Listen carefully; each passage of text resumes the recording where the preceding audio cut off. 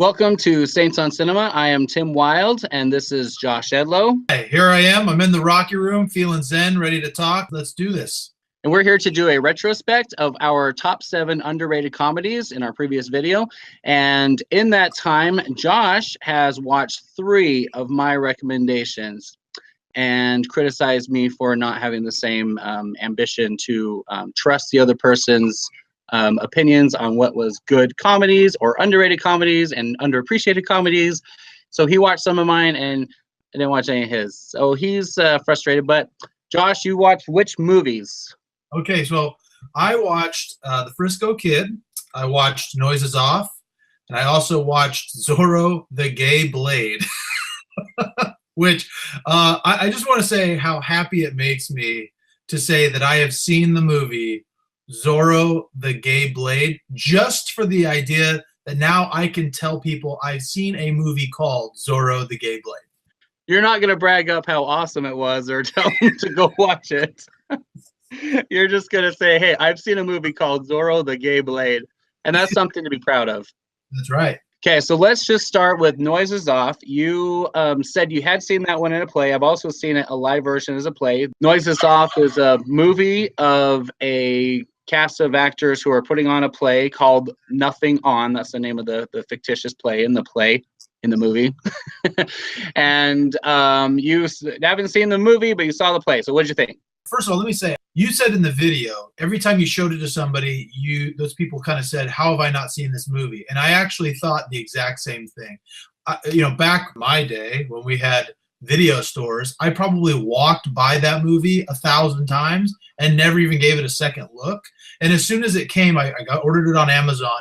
And as soon as it came and I looked at the cover, I was immediately like, I've seen this so many times. And I looked at the actors and I go, based on these actors, I don't understand why I never watched this movie. So I was really excited immediately to watch it. And I would say it's clear when you watch the movie that the story, you can tell when you watch the movie that it was more designed to be a live play. It's weird because I loved the actors' portrayal of the characters in the movie better than the live play. But at the same time, I really enjoyed seeing it live more than watching the movie. But the movie was really funny. I enjoyed it a lot. I mean, Michael Caine and Carol Burnett. I mean, I don't think I've ever seen either of them do a movie that I didn't like, So, and John Ritter's the same. I watched it with my wife. We both thought it was funny. Word to those who might wonder if this is appropriate for kids. Just the one thing I would say, it is a movie that kind of has some sexual undertones. And there is a woman who spends the bulk of the movie in lingerie. So just be aware of that.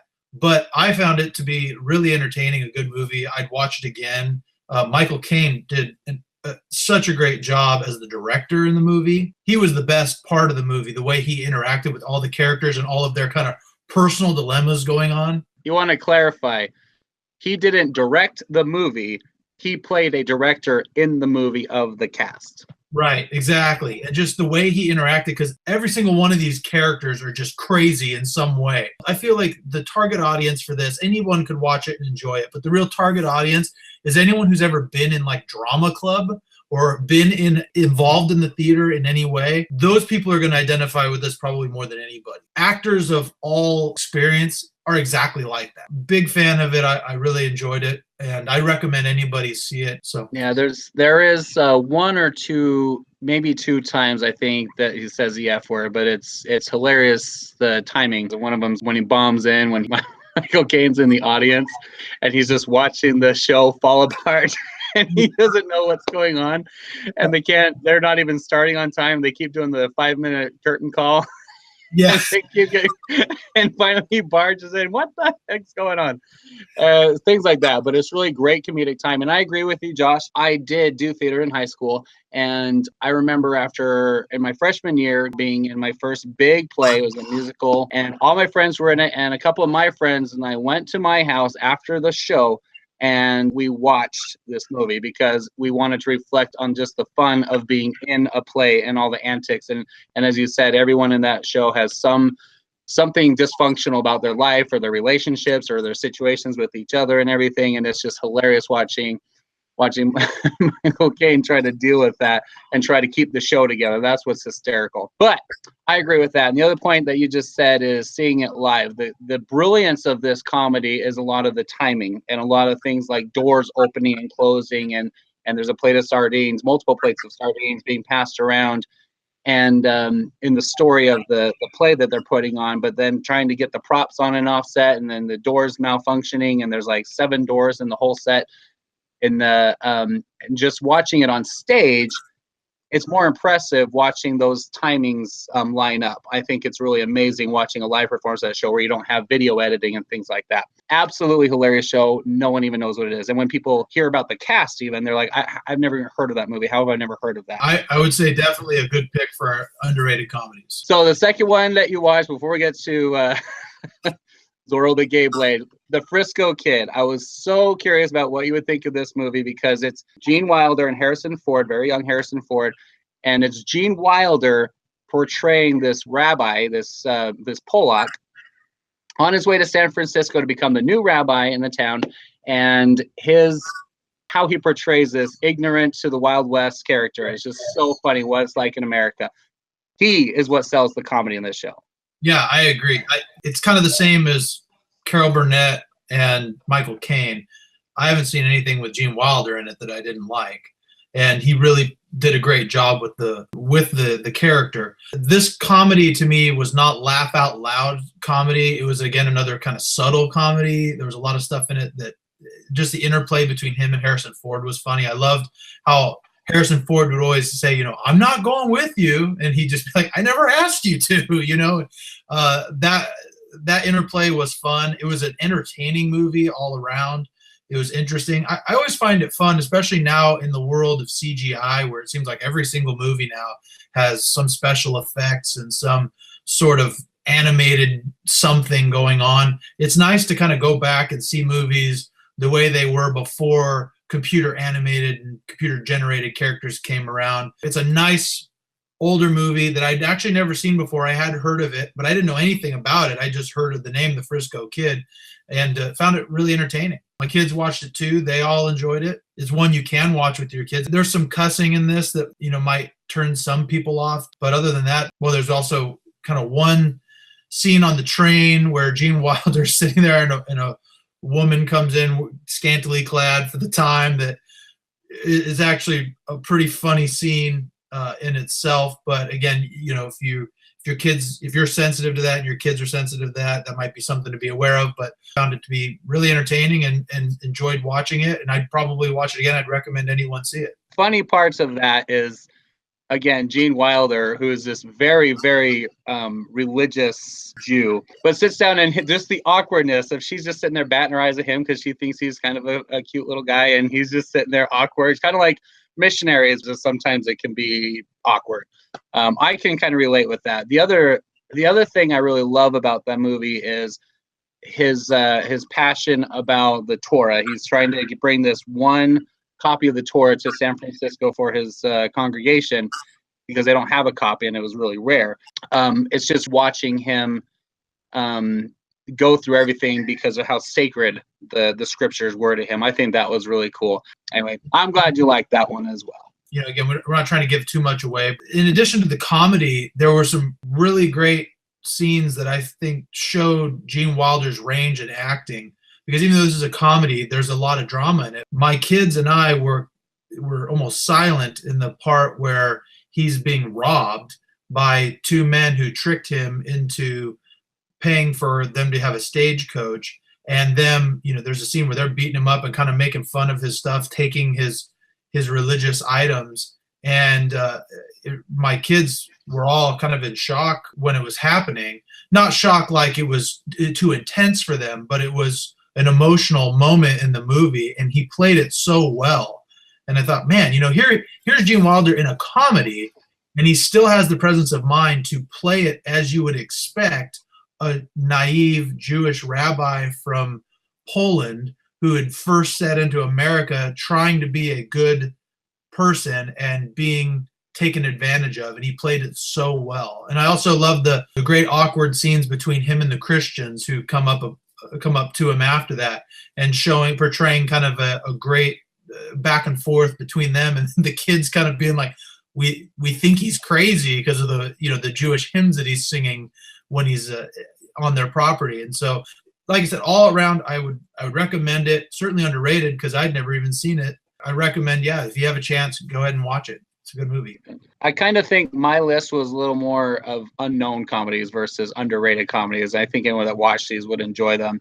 I liked your list because there were movies I'd never seen. And so because of that, it gave me new comedies to see. So certainly they're underrated because I'd never really even considered them, but not most underrated as compared to my list because, I had seen them and I feel like people don't give them the credence they deserve. So, and just to be clear, we the point of this episode wasn't to challenge each other to reconsider our list, but to just see what the other movies were about, to see how we felt about them. That's all this was. Yeah, at least one of us who took the time to watch the other person's list. So. Yeah, I'm so sorry that I didn't have time to watch a bunch of lame comedies on your list. Oh, well, let's talk about the lame comedy on your list now. All right. So here we go then. Zorro the Gay Blade, starring George Hamilton and George Hamilton. Okay, so how did you find this movie? Like, I'm surprised I've never heard of it. Did this come on TV one day? My family and I watched this movie for years, my extended family as well. And yeah, I watched it over and over and over from a VHS tape that we recorded from HBO or something like that. So when I watched this movie, I immediately compared it to other spoofs. It's a clear spoof movie in the same vein as what I would say is Young Frankenstein and Dr. Strangelove, but not nearly as good as either of them. I mean, it's got moments that were funny.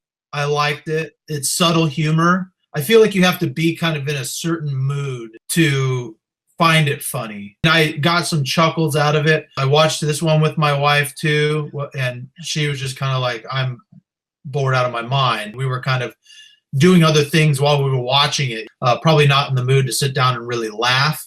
But we got chuckles out of it. I mean, one of my favorite scenes of the movie is the scene where Zorro goes and gets the money from the tax collector and then goes to the guy and they say, "Oh, who are you so we can pray for you?" And he carves the Z in his door and the guy goes, "Oh, a 2."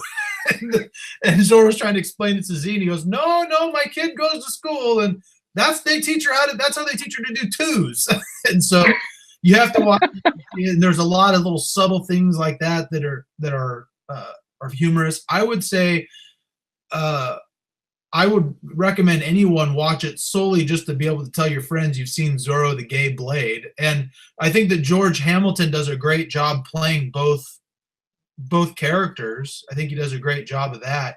I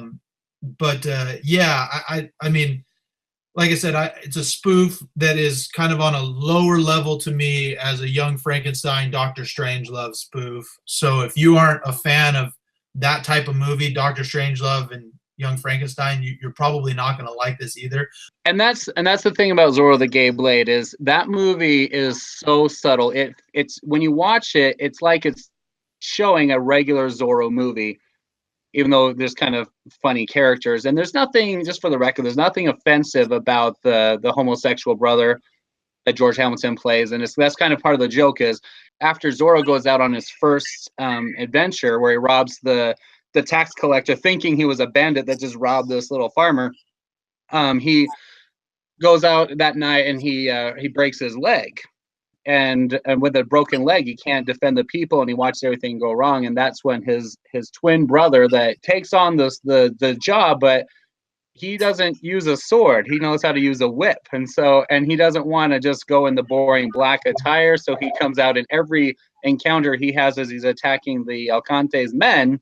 He's wearing a different flamboyant, different silky color of outfit. And it's just hilarious because he can go out there and defeat them with his whip. The interactions with them are funny too, because he's not interested in the love interest that Don Diego had, that she fell in love with Zorro, but now his brother's playing Zorro, but he's gay and not interested, but he has to kind of pretend for his brother's sake. And there's just a lot of layers in there that are just hilarious. And that's what's brilliant about it.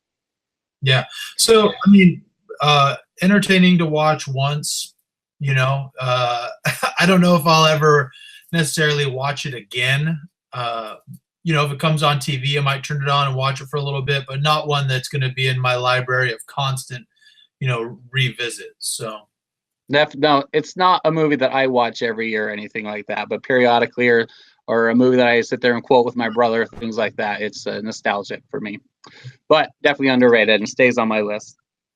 Did you want to mention any movies that we thought about that weren't on our list that we wanted to consider? Yeah. I have two. The first one is The Toy with Richard Pryor and Jackie Gleason. This is a movie where Jackie Gleason plays a rich, I believe he's an oil tycoon, or I can't remember exactly what his.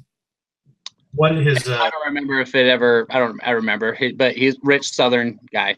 Yeah, he's a rich Southern man who has a young kid who's kind of an only child, and comes to stay with him for a week. And there's a clear issue between dad and the kid, and the dad, trying to buy his love, buys him literally anything he wants. It takes him to a toy store, and the boy, to try to get back at his dad, decides that he wants to purchase the janitor, who is a black man, Richard Pryor, who's just playing with the toys. And so Jackie Gleason convinces this man who wants to be a reporter to come to his home for the week and basically be his son's toy. And the interplay between Richard Pryor and the child, and Richard Pryor and Jackie Gleason, is just fantastic. Really great movie. I'd highly recommend it to anybody who hasn't seen it. The kid is the kid from Christmas Story, the one that gets his tongue. Is it Fitz or whatever? Fritz. The one that gets his tongue stuck. Hilarious. Yeah. A funny movie, something to watch. I think people would really enjoy it. And for the record, directed by Richard Donner, who directed the first two Superman movies. Fantastic director. All right, what's your other one? The other one is Parenthood. I don't know if a lot of people have seen it or if they've considered it. I honestly didn't add it on my list because I don't even know if I would classify it as a comedy. It is, but I looked it up and it is classified, the genre is comedy. Starring Steve Martin, Rick Moranis, a young Keanu Reeves, and an even younger Joaquin Phoenix, who does a fantastic job playing a child of a broken home who had just gone through a divorce. Steve Martin has a brother and two sisters. It's about an entire family, and kind of the interplay between this family that's far from perfect. And so it's great for anybody who has children, anybody who comes from not necessarily the most cookie cutter family, which I think all of us can identify with at least one of the characters in this movie. And the comedy behind it it's a Steve Martin comedy. It's not one that's going to be slapstick or silly. It's just going to be kind of like Father of the Bride type humor. It's in his lane. So again, another movie I'd highly recommend. It's a movie that you can watch with your husband or wife, and you can identify. There's a whole range of emotions that you feel in the movie. There's parts where you laugh. There's parts where you cry. There's parts where you really feel for the characters. It's a really good movie. It's a good think about it movie. And one of my favorite lines ever is actually in there, and it's by Keanu Reeves. I guess a boy Gary's age really needs a man around. Yeah. Well, depends on the man. I had a man around.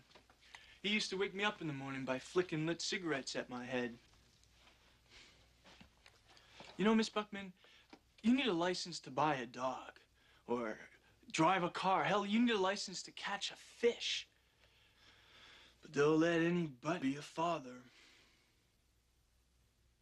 Yeah, it's really, and the great thing about that character, that interplay between the mother, Keanu Reeves, and Joaquin Phoenix, I think this movie establishes Joaquin Phoenix as an excellent actor, even at a super young age, because he plays a kid who is, coming into adolescence without a father, and the struggle he's having dealing with just a mother, living with a mom and a sister, going through boy problems that probably every boy can identify with, but not having a father figure to kind of talk to. And here comes Keanu Reeves, who's actually just, he likes racing. He's kind of stupid, but he's kind of the rock star that the daughter falls in love with, that that the mother doesn't approve of, but they end up running off and getting married, and so now they're stuck with him.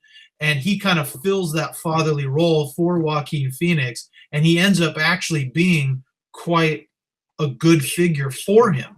And my favorite line from the movie is there's this whole scene where Steve Martin is just going crazy, and his wife comes in and tells him that she's pregnant, and he's just flipping out. And grandma, who's just crazy the whole movie, and she has this whole monologue about roller coasters that totally identify and are just absolutely brilliant about being a parent and being part of a family. And it's so deep, and he doesn't get it, and the wife does. And they're going to do a lot of things. I mean, baseball's the least of it. And in all those things, sometimes they're going to miss. Sometimes they won't. Sometimes they will. Sometimes they will. What do you want me to give you? Guarantees? These are kids, not appliances. Life is messy. I hate messy. It's so messy. You know, when I was 19, Grandpa took me on a roller coaster. Oh? Up, down, up, down.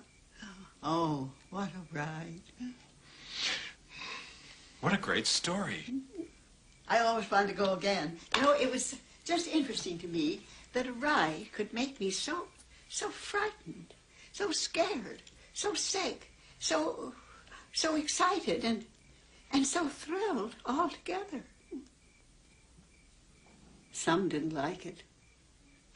They went on the merry-go-round. That just goes around. Nothing. I like the roller coaster. You get more out of it.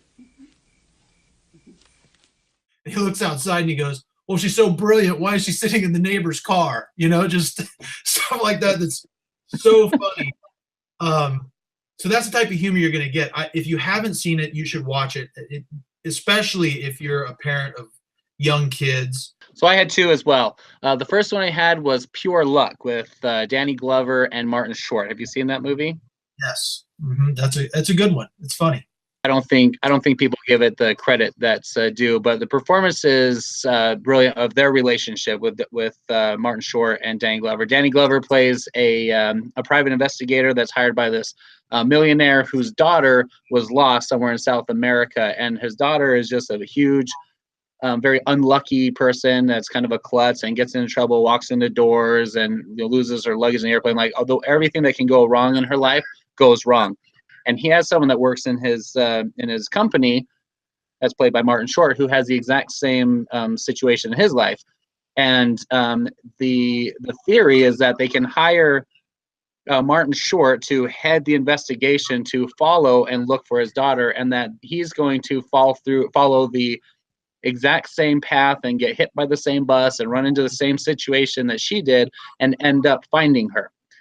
And Danny Glover is hired to be the professional, but the assistant to Martin Short. And that's the brilliant part, is just their interaction, where Martin Short thinks he was hired because of his being so talented and skilled and a genius and just so capable. And Danny Glover is the one that really knows what's actually going on. And he's just kind of has to follow along and just kind of pretend that he's not the one in charge. And he doesn't buy the whole thing. He thinks it's just ridiculous. And watching all the accidents and everything happen to Martin Short, and then Danny Glover just slowly becoming convinced of the theory, and then seeing it all wrap up in the end it's just hilarious. But some of the interactions, the lines, the stunts, him getting stung by a bee on the airplane and blowing up, him trying to fight Danny Glover at the end when he gets really frustrated. There's just some hilarious scenes and a lot of interactions with him with terrorists and all kinds of things out of Mexico. It's just a really funny movie. Let me remind you that if it hadn't been for me, we would never have found Grimes. It's true, because if I hadn't seen that nightclub, the girl would not have set me up. We would never have gone to the gambling club. And I don't believe this. Now you're trying to take credit for some stupid coincidence that almost got us killed. I don't believe in that shit. I believe in logic, reason, hard work. That's how we're going to find it. What are you doing now?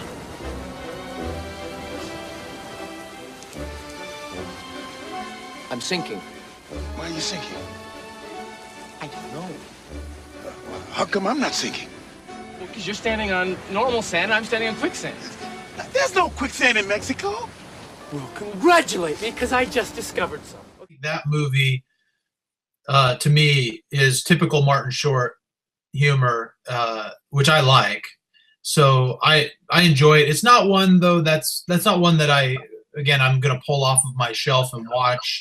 So it's like my TV just turned on randomly. So how about that? Anyway, okay. All right. I disagree though. I would watch. I don't actually own it, but I would watch Pure Luck periodically. My other movie that was I thought about it after we did the video was Undercover Blues. In Undercover Blues, you have Dennis Quaid and Kathleen Turner are playing ex-spies, and they are retired and they're trying to just move on. They just had a baby, and they're just trying to move along with their lives, and they get called back into this big case with one of their previous enemies. And it's just hilarious because they are the top in spies and espionage, and they know everything about everything, all the countries and everything. And they are being followed by a local mugger. My name is Muerte. Well, I'm pleased to meet you, Morty. My name is Jeff. And he's been trying to get them because he tried to mug Dennis Quaid at the beginning of the movie, and Dennis Quaid beat him up. And ever since then, he's just got this reputation. They're down in Florida, and he just has this reputation of being like the best little thug. And so he's trying to follow him to get revenge against the family. Meanwhile, there's a local cop who is following them because he is just fixated on figuring out who these guys are because he heard about a attempted mugging. But Dennis Quaid denied that it ever happened because he doesn't care. But this cop is following them around trying to track down who they really are. And when he ends up getting pulled into the adventure as well. And they just have to go through this big mission just to wrap it up so they can go on. But some of the antics with their relationship, they're so in love with each other. The two characters are so funny. The scenes with Muerte are just hilarious. And it's just hysterical. I think it's one of the best comedies that a lot of people have seen and forgot about. It's not really on the list, so that's not underrated. I think people just forget how good it is. Yeah, and we talked about before, in our conversation that there's a difference between underrated and forgotten. And I think that's probably one more that's a forgotten rather than underrated. It's a good movie. I remember laughing and thinking it's good, but I don't know if it's underrated per se. All right. Well, that's our revisit. But I'm sorry to say, Josh. I'm curious. So first of all,